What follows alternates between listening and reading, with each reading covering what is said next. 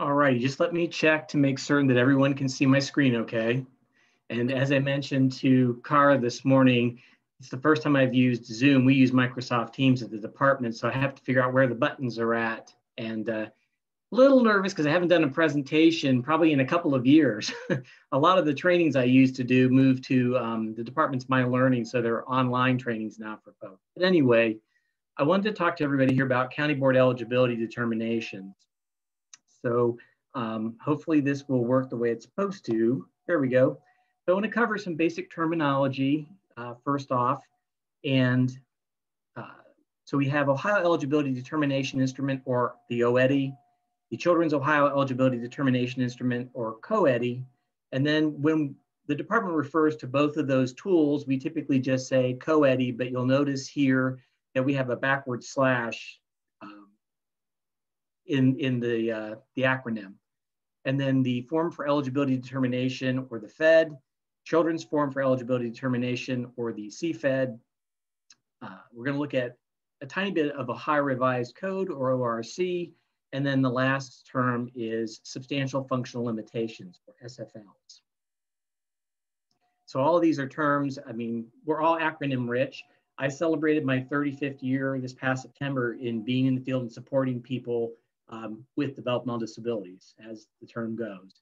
So I know that when I started, there were a lot of acronyms, and it seems like some fall off every year and then we get some more. So I wanted to at least cover these basic ones. So the tools that are used in the process of County Board eligibility are as follows. And again, the user guide refers to both Ohio and Child, and I'll talk about what the difference is between those here shortly. But the user guide itself basically includes instructions on how to complete and the overview of the County Board eligibility determination process. We have the COEDI answer sheet, which is where the County Board evaluator enters the results of the questions that they ask the individual and or that individual support regarding a series of things that the person is able to do or needs assistance to do or can't do. And then the COEDI score sheet is where they do a summary of the responses to those questions. So the answer sheet is where they want to note all of their observations and feedback that they receive, but the score sheet is kind of a summary of that, keep it short and sweet. And then they use that score sheet to complete the latter portion of the CFED form, which is the document that's used to summarize the entire process. It's a one-page document that they maintain for people who, an individual, a person that wants to approach the County Board to request services from the local County Board of Developmental Disabilities. So when we're talking about County Board eligibility, COEDI, or Children's Ohio eligibility, is used for individuals 6 through the age of 15. And for individuals 16 and older, they're looking at the Ohio eligibility, or the OEDI tool. In looking at that eligibility determination, individuals who are 0 to 3, the County Board is usually looking for a delay. And for individuals that are up to the age of 6, they're looking for 2 delays. And then for ages 6 through 15, again, we're looking at the COEDI process. We're looking at 3 areas where they have a substantial functional limitation. And then 16 and above, which is again our OEDI tool, is again 3 substantial functional limitations. So what is the developmental delay? And I realize from talking to, I'm always going to block on names. I'm a little nervous, so I apologize. And it came and went that quick, so now I can't remember her name. But anyway, that all of you work in a wide variety of programs that support individuals, period. And Multi-System Youth is one of those programs that I know that it's represented here. And I periodically get calls from my coworkers and some of the other divisions that support Multi-System Youth around County Board services. So anyway, you know, what is a developmental delay? So it's basically that individual not reaching milestones that one would expect based on that child's chronological age. So those are usually assessed or determined through diagnostic instruments or procedures that have been conducted by qualified professionals. And they're looking at one or more of the following areas that we're talking about here. So cognitive development, physical or sensory, which also includes vision and hearing, communication, social or emotional development, and adaptive development.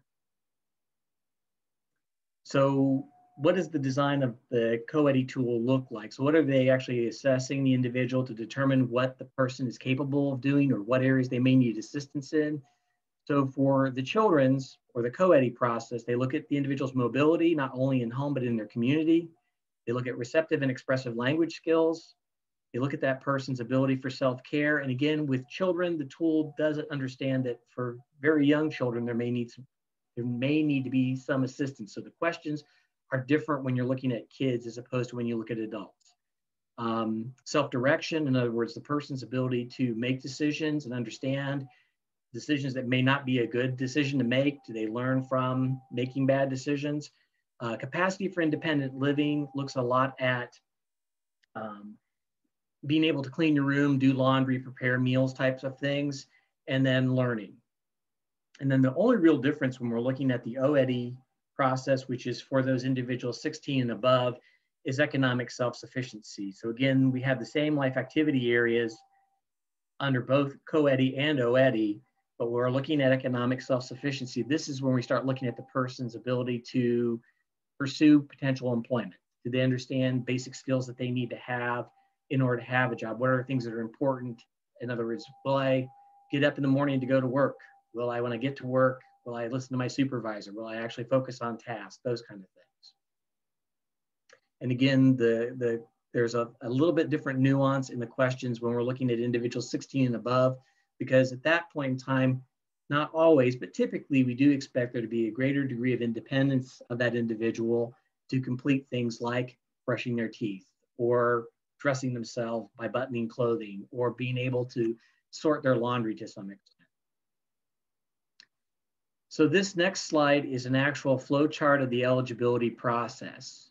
And I want to apologize. I was updating the PowerPoint yesterday, and can people see my mouse moving on the screen at all? Okay. There's a rule reference here that's incorrect. Our rules have updated since this PowerPoint was created, but I wasn't able to edit the slide in any way, shape, or form. So I'll call that out when I get down to that portion of the actual process. So typically what happens is the individual, or if they're a minor, their family may approach the county board, or in many cases, we have individuals who are being raised by grandparents, aunts and uncles, older siblings. So it's not always necessarily the biological parents. In some case, when the individual is older, let's say in their late 20s or 30s, they may not have family. So maybe somebody else who's part of their circle of support that works with them would be the person that would reach out to the county board and say, hey, we've got this individual named Rick who is really struggling with day-to-day things that he can do for himself and how he can take care of himself or his own home environment. So we've heard about you. We want to know whether or not he'd be eligible for services. So there's that request. So then the County Board of Developmental Disabilities, and there's one for 88 counties. And if you already know that, I apologize. I'm just trying to cover my bases. They would go ahead and send out information to the individual and or that individual supports about the type of documents they're going to want that person or their supports to submit that the county board can start looking at as part of that process. And the next kind of more important piece here is obtaining verification of a qualifying diagnosis. So for anybody who's wanting services from a local county board of developmental disabilities, they have to be able to substantiate that they have a condition. For example, they might have mild intellectual disability. They might have a diagnosis of autism spectrum disorder. They might have a diagnosis of ADHD. They might have a diagnosis of Tourette's. So the county board is looking for a condition that obviously would have impact on affecting that person's level of completing actions on their own part. So that's the first milestone piece of this, is being able to substantiate that. So if we look at our decision tree, you can see the blue arrows going to the left here then on the screen. If the individual is able to support or provide documentation to substantiate that qualifying condition, then the county board is responsible for initiating and completing the evaluation process within 45 days based upon the original request. A lot of the times that 45 days can be extended based upon mutual agreement by both parties, because sometimes things come up and there's a delay in actually getting the assessment done. So assuming that everything goes well with the assessment and the person demonstrates at least 3 life activity areas where they have a substantial functional limitation, like it may be in mobility, self-care, self-direction, then the county board would go ahead and send them a letter saying you're eligible for services. We're going to set up another meeting with you to talk about what some of the needs are that you have. Is it something that you need housing? Do you need support in your own home already? Or if you're a minor living with a family, what kind of supports do you, the family, need to support your minor child who has these needs based upon their developmental disability? Moving back over to the right side, let's say that there is no qualifying condition. Many folks have approached the county boards of developmental disabilities because they're looking for services to meet their needs, and they don't always necessarily qualify for that county board of developmental disability service. They may be somebody who really needs more support through the local county jobs and family services, or maybe it's through the local mental health and chemical addiction board, or it's even the Department of Aging or the local county centers for aging instead. So if there isn't a qualifying diagnosis and there's not an established list, there's a lot of things that the county boards look at. And in the course of the last 35 years, at least for me, I've seen a big change in the types of conditions that people have that definitely would impact their ability to provide supports to themselves, care for themselves, or even manage their own home. But if there's not a qualifying condition at that point in time, the county board would deny county board eligibility. They would notify the individual that you're not eligible for services because we can't establish a qualifying condition to serve you. And at that point, they would send that letter of the fact that the person isn't eligible for services, but that there are all these other resources that are in our county that you could work with. And I'll talk a little bit more further down about the appeal process, because people do have a right to an appeal when the county board denies them services. And I appear to have missed the middle of the diagram. I apologize for that. This is where the person has a qualifying condition, but then when they're assessed to determine whether or not they have substantial functional limitations, in other words, they don't have the ability to complete things like going up a flight of steps or going to their local community store, or they can't prepare a meal without potentially setting the house on fire because they don't know how to set the stove, then even though I have a qualifying condition, I still have to have those functional limitations, those inabilities to do things in order to be eligible for services. So it's really a combination of a diagnosis and having areas where I need a lot of support to do these things. So this next slide that we have here, I have the CFED form, or the Children's Form for Eligibility Determination. This is the one-stop document I talked about, where the county board can summarize everything that they did during the process of conducting county board eligibility. So the top part of this is demographics. Hopefully everybody can see this okay. I tried to blow it up as much as I could on the slide. So the county board has to ask questions regarding, does the individual reside in their county? Because at times we've had situations, especially along our borders, where an individual may be staying with other family for the summer for whatever reasons, and that family member suddenly realizes that Rick needs some assistance and they may not be able to meet his needs, and they've gone to the board in Ohio and said, hey, my grandson Rick is staying with us for the summer and he's having some real problems with toileting. Would you be able to look at services for him? And they would say, well, he's only staying with you for the summer, so he's not a resident. So no, we really can't serve him. We only are going to serve people who live in our county who would be actively staying here. So that is something that could or might not change. Meaning I might end up staying with my grandparents indefinitely, or I might go back home after the end of the summer break. Item 2 is where they're listing all of the diagnosis or conditions that have been provided to them. And they're looking for something that's severe and chronic in nature. It could be a mental or physical impairment, or it could be a combination of both. Many folks that we serve have multiple conditions. Item number 3 addresses the fact that the conditions can't be due solely to a mental illness. If the person's only conditions or diagnoses are mental illness in general, then the county board would put them in contact with the County Board of Mental Health and Chemical Addiction to assist them. And the last item that's part of this first part of the CFED form deals with, do we believe the condition will continue indefinitely? Some conditions that come through, like for example, cancer is a qualifying condition for county board services. But at times there have been situations where the person has gone through treatment and they no longer have cancer. So the evaluator may say you have cancer currently, but based on all the information we're receiving, it looks like you're going to be going into remission, and that would no longer impact your ability to care for yourself or do day-to-day activities. All right. How am I doing? Am I running too long? I apologize if I am, or am I doing, 5 minutes? Thank you very much, Michael. I'll hustle faster here. So are all diagnoses acceptable? So we've already talked about sole diagnosis of mental illness would not be. We are looking for the fact that the qualifying clinician is making the diagnosis. So we're looking for that person to be licensed in that area to diagnose somebody with an intellectual disability or physical disability. We don't want to accept terms by history or rule out, because those aren't really a diagnosis. Those are just people saying we don't know what's going on with Rik. The diagnosis doesn't have to be current. Sometimes people come into the county boards and they're 50 years old and the diagnosis of having an intellectual disability was done when they were 15. As long as the documentation is clear about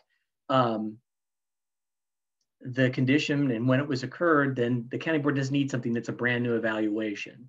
But we are looking to make certain that whatever the diagnosis is, it does kind of reflect what that person's abilities are. And again, there's not a requirement for County Board of Developmental Disability Services to have an intellectual disability. Your disability might be totally physical or medical in nature. Just some things that we want our evaluators to take into consideration when planning for these. We want them to collect available documentation that's less than a year old, because they want to look at what currently the person's level of abilities are. If they need to arrange the involvement of any people who know that person well, because some of our folks may not feel comfortable in an assessment with a stranger, or they may not be able to vocalize or verbalize responses. It is important to look at that person in a variety of settings. Some places people are much more independent than others. So if you've got a school-age kid, maybe you want to look at home to see what the person does, as opposed to the school, where they may get a lot more support to do things that they're independent in at home. And just keep in mind that it's stressful. So try to take a very low-key conversational approach with working with the individual when you're asking the questions. We also ask that our evaluators look at cultural differences. I mean, there are many people who are looking for services from local county boards who are not originally from the United States or even from Ohio, and their culture may be very different. So that's something to look at. We want to look at whether the person needs physical or verbal assistance to complete tasks, or even whether they get some form of supervision by the parent to complete the task. And if that's the case, then we may want to say that the person is not capable of preparing a meal and dressing themselves, because they're getting prompts to do those things. And we do want to make certain that if a person is using hearing aids, glasses, quad canes, wheelchairs, that if they can complete an action or an activity with that adaptive piece of equipment, then we would count them as being able to complete it. So we're wrapping up here. The end of this is the last two questions that are on the CFED form. And this is where the evaluator will identify the areas where the person has demonstrated those substantial functional limitations, in other words, where they really are struggling and can't complete all the things that we would expect a person of their age to be able to do. And so they would check those specific items. Again, they're looking for at least 3. The person can have more than 3, but if they have less than 3, they're not going to be eligible even with that diagnosis. And that's what the last item here on the form would be, number 6, is it just addresses the fact that they have the 3.